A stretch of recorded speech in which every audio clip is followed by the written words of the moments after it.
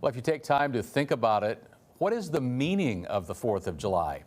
People have a variety of answers, that's for sure. Reporter Dan Santella talked with a few of them and got their response to that simple question. Different personal answers to that question on the meaning of the 4th of July might focus on the collective or the individual. For Minnie Galan of California, her son was born on this day back in 2007.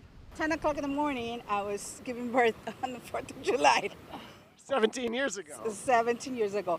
Funny story that I can tell you is that my husband said, "Oh, I wish my son was born on 4th of July." And I said, well, maybe we can make that happen. So we did make that happen. So for her, this day is about more than one birthday. We make it like a big thing. Okay, it's 4th of July. You were born on a beautiful day, and it's your birthday too. The 4th of July to me is about the people.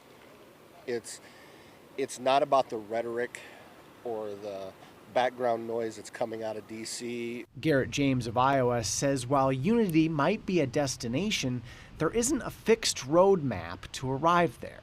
And that's what the American spirit is about. It's about coming together as a people and having a common idea, but there may be multiple ways to get there. From the clouds in the sky to different shirts, it's easy to quickly spot plenty of red, white, and blue among all the different people gathered at Falls Park. That question about what the 4th of July means to him or her or that couple or this group might draw a wide variety of specific answers. But there's a commonality here, too.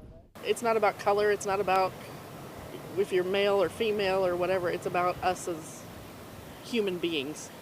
Totally being human beings and being able to treat each other as a human being no matter who the other person is. It's not about just one voice, though.